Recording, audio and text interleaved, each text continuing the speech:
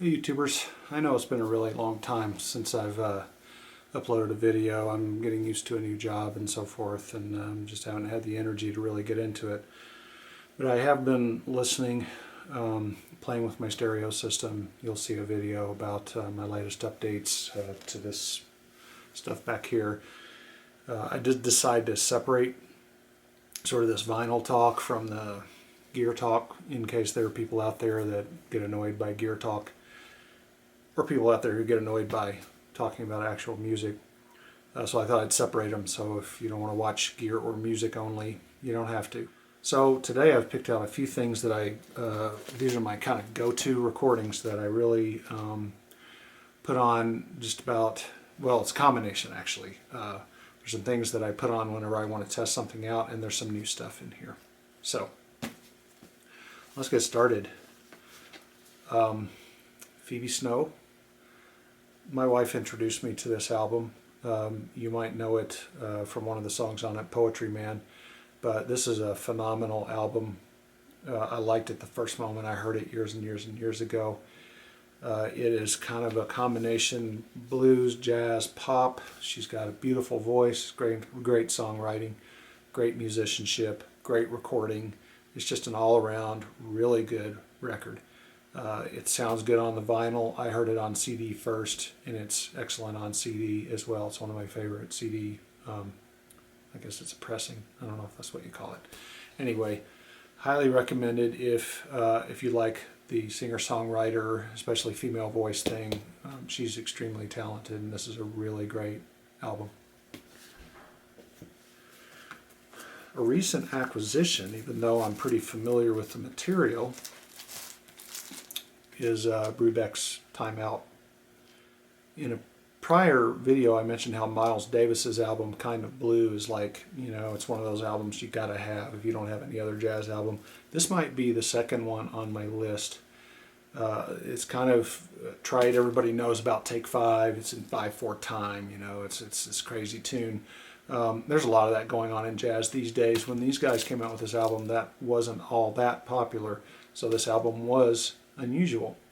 But it's got that sort of, oh yeah, that's the album of all the crazy time signatures. Yes, it is. It's very well known.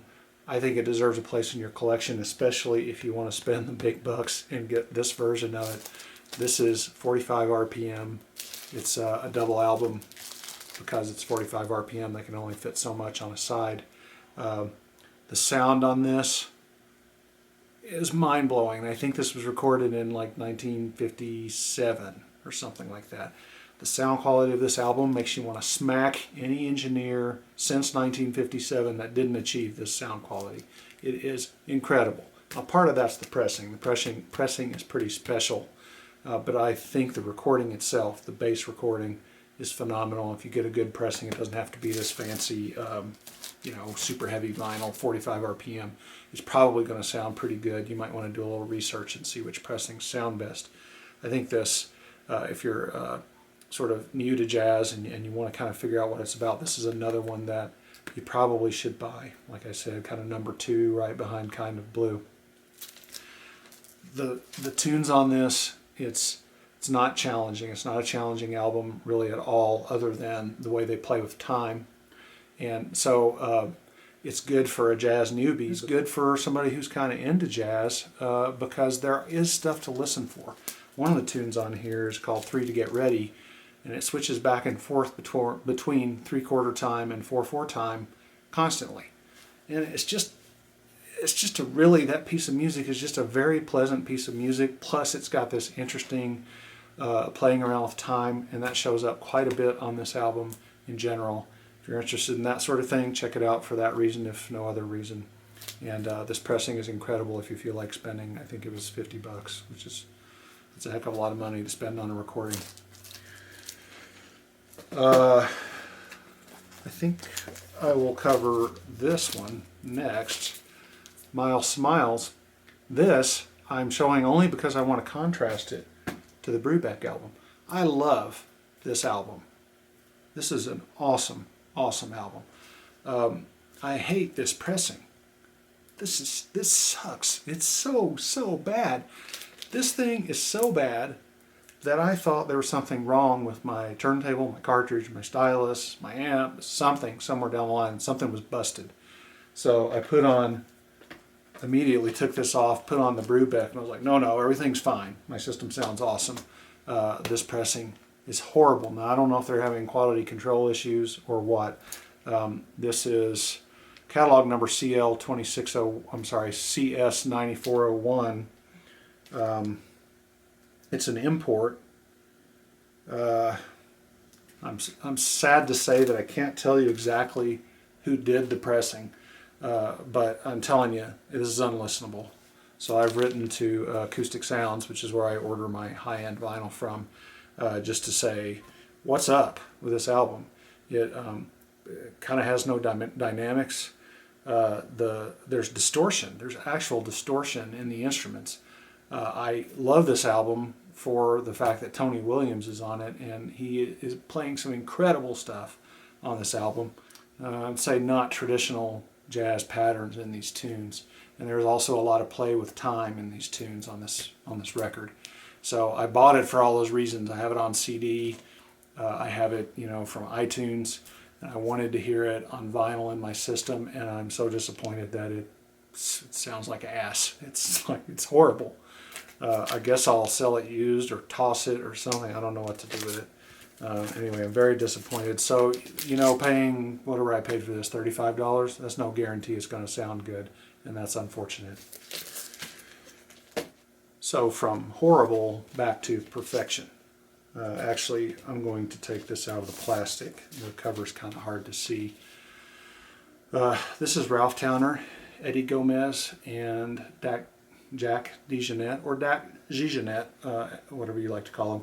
I've mentioned this album before in passing, but I wanted to go a little more in depth into it. The album is called Batik, and Ralph Towner is an unusual jazz artist. He plays guitar, and he plays classical, 6-string, nylon string, and 12-string guitar. He doesn't play any electric guitar. His music tends to be fairly impressionistic, and that is in spades on this album. He played with a band called Oregon back in the 70s, and it had a lot to do with their sound, in my opinion. That's how I got turned on to him. I had a couple of Oregon albums, and then I saw, hey, this guy has his own albums. This is, I believe, the first Ralph Towner album I owned. Remains probably my favorite. I put this on a lot. Now, let me tell you about the music on this thing. It's hard to describe. It's kind of... it varies a bit. It's got a couple of tunes on it that are kind of hypnotic. They're based on a vamp. This just, this constant sort of drum riff that Jack DeJohnette plays all the way through, or varies a little bit, but it's very consistent.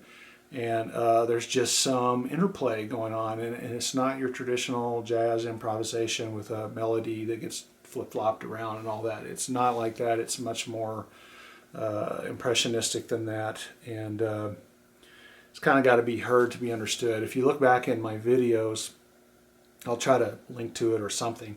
I actually play a piece of it in one of my videos, one of the first tune on the album, and it's one that has that style. It's kind of a weird pastoral, hypnotic jazz thing, and that's true of the first tune on both sides.